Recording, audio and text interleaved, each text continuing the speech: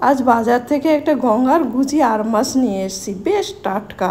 শঙ্করকে সবেই দিয়ে গেল আর আমি বললাম, শঙ্কর একটু কেটে দাও তো। কাটা গুজি আর মাছের টুকরোগুলোকে ভালো করে ধুয়ে জল ঝরিয়ে তার উপর নুন, গোলমরিচের গুঁড়ো, লেবুর রস আর কাঁচা তেল দিয়ে ভালো করে মেখে 40 থেকে 50 মিনিটের জন্য ফ্রিজে রেখে দিলাম। মাছগুলো মাখতে মাখতে একটা প্রবাদ বাক্য মনে পড়ে গেল।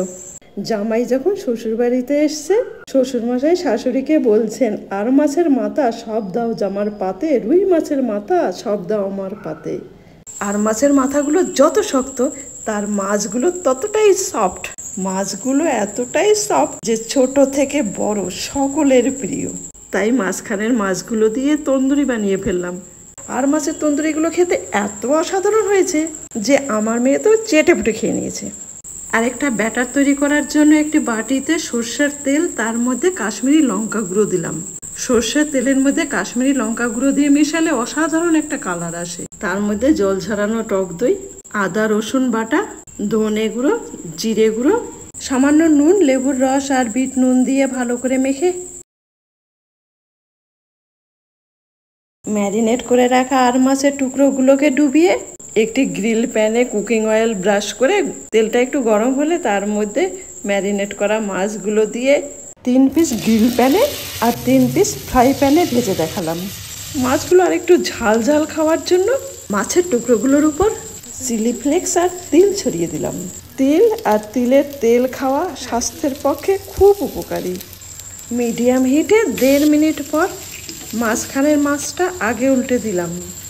যেহেতু মাঝখানের মাছটা আগে দিয়েছিলাম, এইভাবে উল্টে পাল্টে মাছগুলো সেদ্ধ হওয়া পর্যন্ত ভেজে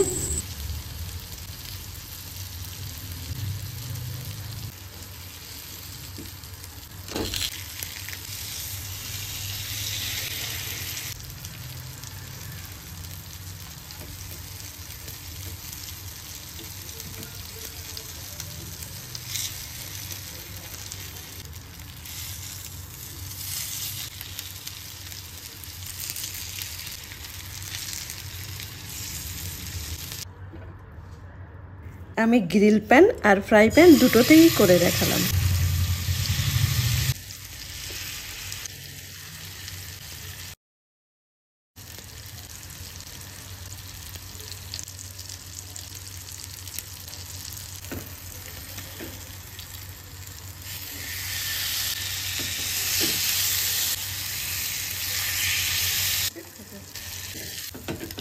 সাইডে যে তেলগুলো বেরিয়েছিল সেটাকে একটু মাছের উপর ব্রাশ করে দিলাম।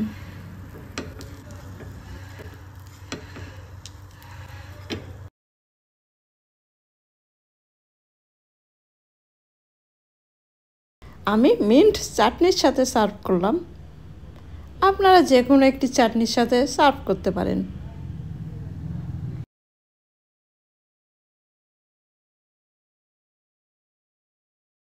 মাছের টুকরোগুলো দারুণ সেদ্ধ হয়েছে।